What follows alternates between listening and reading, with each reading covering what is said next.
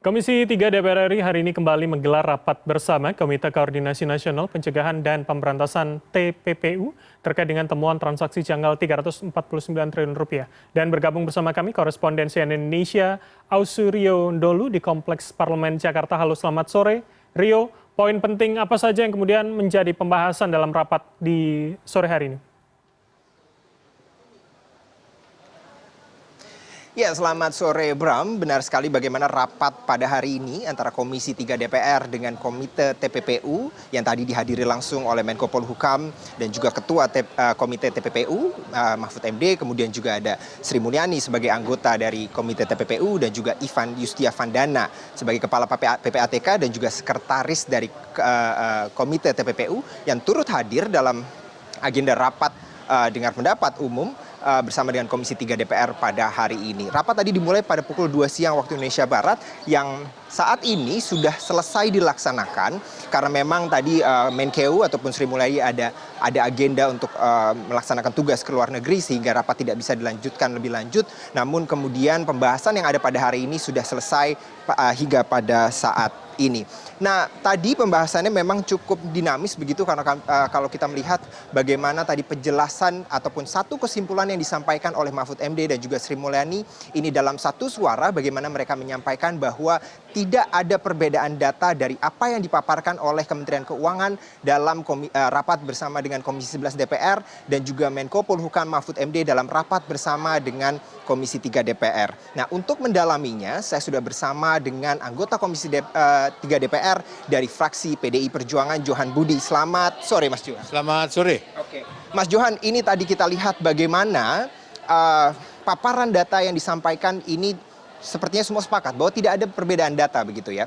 Namun sebelum kita masuk ke substansi, saya ingin bahas dulu terkait dengan psikologis rapat yang memang mungkin sedikit berbeda jika kita bandingkan dengan rapat yang sebelumnya. Bagaimana ini tidak ada kegaduhan yang memang cukup di-highlight pada rapat sebelumnya dengan Pak Mahfud MD. Lalu kemudian hari ini rapat begitu tenang, fokus membahas satu titik saja begitu.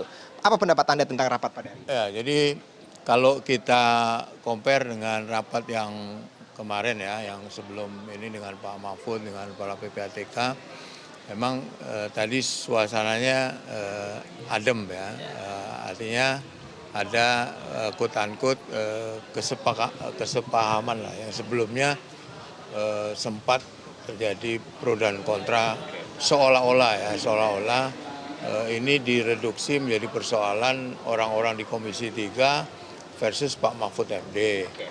Kemudian direduksi seolah-olah ada perbedaan data antara Pak Mahfud dengan Bu Menkeu gitu kan. Nah tadi penjelasan Pak Mahfud yang kemudian dilanjutkan dengan penjelasan Bu Sri Mulyani yang perlu digarisbawahi adalah ternyata tidak ada data yang berbeda. Cuman cara pandang itu. Kalau media itu mungkin angle-nya agak berbeda. Itu pendapat mereka ya, tapi saya bukan, kalau kamu naik ke saya bukan soal data itu sama atau tidak, bukan soal ini Komisi 3 versus Mahfud MD, saya justru lebih fokus kepada apa goals-nya ini, gitu. Apa dampak dari kegaduhan ini bagi negara, bagi pemerintah ini ada uang masuk nggak gitu. 349 yang awalnya 300T menjadi 349T yang kemudian ramai di publik, yang saya yakin persepsi publik pasti awal-awal itu akan mengarah pada ada moral hazard yang terjadi di ada pegawai Kemenkeu yang melakukan itu, seolah-olah itu yang muncul di persepsi publik. Kemudian perlahan ini ternyata data itu akumulasi 2009 sampai 2023. Kemudian muncul lagi penjelasan bahwa data itu terbagi gitu ya. Ada yang ke Kementerian Keuangan, ada yang ke penegak hukum. Ada yang berupa LHA, saya tadi agak kaget ya. Ternyata 300 surat itu ada yang LHA, laporan hasil analisis, ada yang tidak gitu, yang ke Menkeu. Saya baru tahu dari Menkeu tadi yang menjelaskan. Informasi terus bertambah. Kemudian terakhir tadi begitu mendengar penjelasan Bu Sri Mulyani, yang dia menjelaskan dengan detail ya surat itu, kemudian apa tindak lanjut yang dia lakukan di dalam Kementerian Keuangan. 22T sudah menghasilkan tindakan ini. Yang segini T sudah ini. Yang 189T yang soal emas itu ternyata juga sudah ada keputusan pengadilan yang berkekuatan hukum tetap. Jadi kalau dari penjelasan itu lantas apa sebenarnya 349T itu gitu loh. Apa nggak ada apa-apa.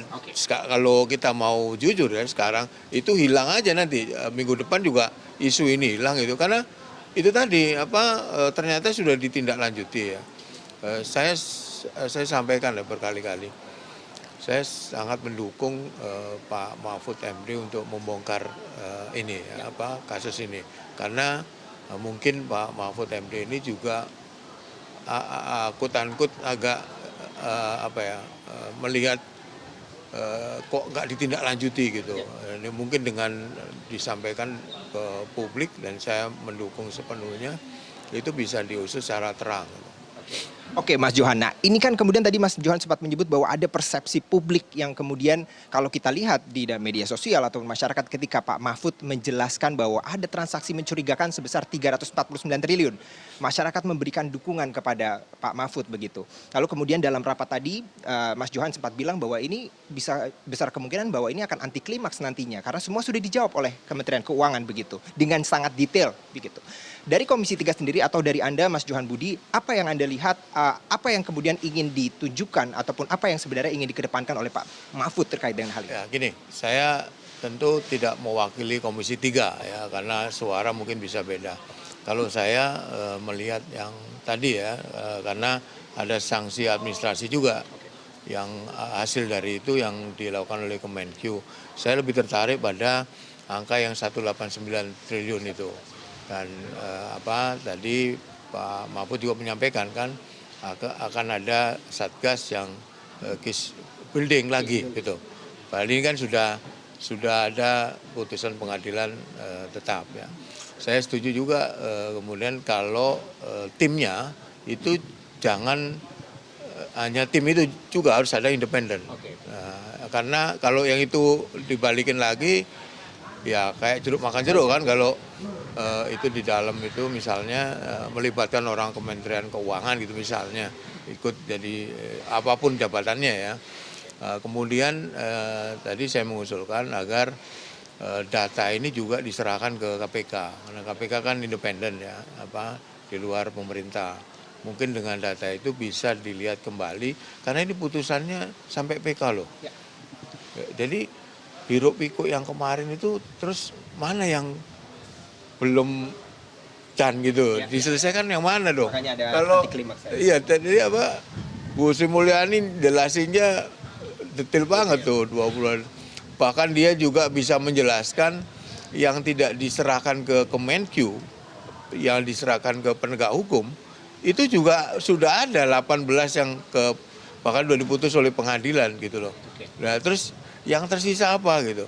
Kalau mau bikin satgas yang disatgasin itu yang mana gitu kan nggak dipilah-pilah itu gitu loh karena itu yang gedenya dulu deh yang 189 Senturi aja yang berapa triliun aja ribut seluruh masyarakat Indonesia ini 189 ya itu dulu lah menurut saya itu dulu tapi melibatkan KPK menurut saya. Nah, memang untuk sebagai gambaran untuk masyarakat bahwa bagaimana dalam konferensi pers kemarin yang telah dilakukan karena memang Komite TPPU ternyata setelah rapat dengan Komisi 3 sudah melaksanakan rapat sebanyak 5 kali setelah dengan Komisi 3 kemarin ya. Salah satu poinnya adalah membentuk satgas yang namun tadi dapat kritik juga dari Komisi 3 bahwa isinya kok institusinya sama-sama saja begitu.